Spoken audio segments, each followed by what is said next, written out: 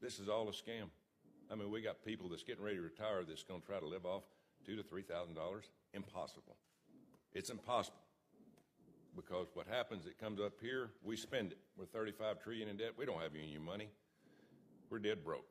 And then taxpayers have $2 trillion in credit card debt. We are in huge trouble.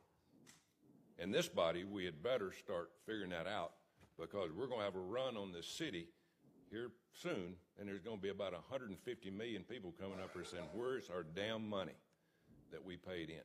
I could have put my Social Security money, 40 years, in tax, in the market, and probably be worth 8 to 10 million today. But the federal government wasted it. So I'll get off my horse there. But it's good that we have this, because we got, you know, I get a pension check from education. I was part of a union. It's not going to help people. People are going to have to work, continue to work longer and longer. Am I right, Ms. Gender? Can you say something about Social Security and it being taxed for some reason? We're taxing people for the second time on Social Security that they put into an account. Yeah, and I'd like to point out when Social Security was first founded, those who established it, it was started out as a 2% tax, and they said this will never take more than 6% of your income. Today it takes 12.4%, and depending on whether you go with CBO or Social Security trustees, it needs to take between 15.8 and 17.5%. So we're talking about thousands of dollars more per year.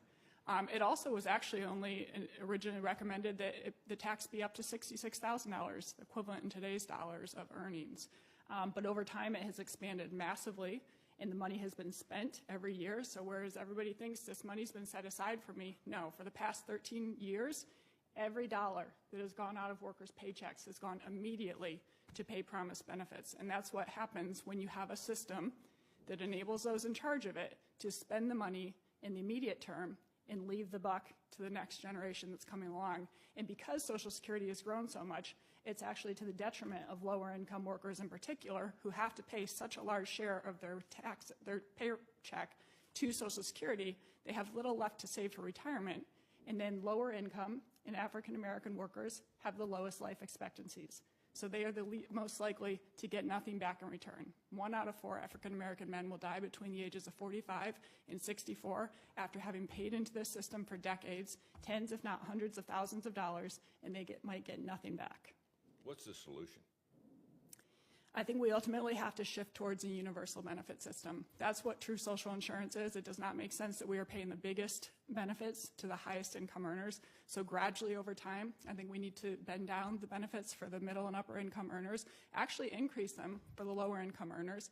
Look at things like indexing retirement age to life expectancy, more accurate inflation index. And I think that workers need an option to have their money in something that actually earns a positive rate of return and that can't just immediately be spent by Congress.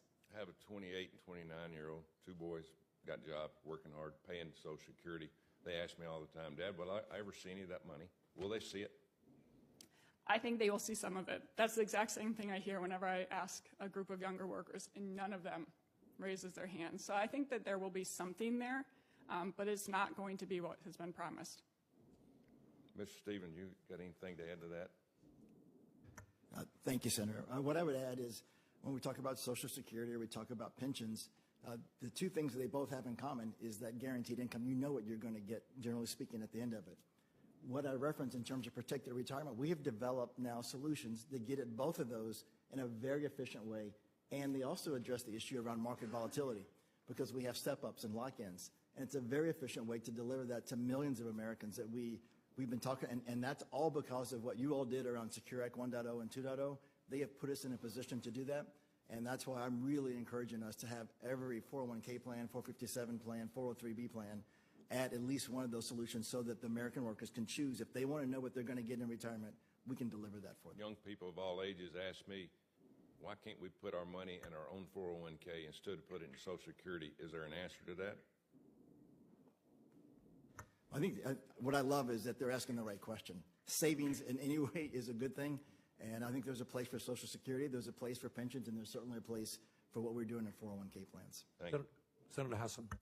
Thank you. For some reason, we're taxing people for the second time on Social Security that they put into an account. Yeah, and I'd like to point out when Social Security was first founded, those who established it, it was started out as a 2% tax, and they said this will never take more than 6% of your income. Today, it takes 12.4%, and depending on whether you go with CBO or Social Security trustees, it needs to take between 15.8 and 17.5%. So we're talking about thousands of dollars more per year. This is all a scam. I mean, we got people that's getting ready to retire that's going to try to live off $2,000 to $3,000. Impossible. It's impossible. We're $35 trillion in debt. We don't have union money. We're dead broke. This is all a scam. Commemorating the 90th anniversary of the Social Security Act, the signing of the Social Security Act, and also the incredible accomplishments of your administration, fixing and promoting and safeguarding Social Security. And it also obviously mentions the fact that as part of the One Big Beautiful Bill, a vast majority of our senior citizens are no longer paying taxes on their Social Security benefits, as you promised in your campaign and as you delivered for the American people. That's a big factor, isn't it? Huh? Yes, sir. That's great. I think they're very happy about it, too. They're very happy about a lot of things. Good job, Frank. Thank you, sir. This is all a scam. I mean, we got people that's getting ready to retire that's going to try to live off $2,000 to $3,000. Impossible. It's impossible. Because what happens, it comes up here, we spend it. We're $35 trillion in debt. We don't have union money. We're dead broke. And then taxpayers have $2 trillion in credit card debt. We are in huge trouble.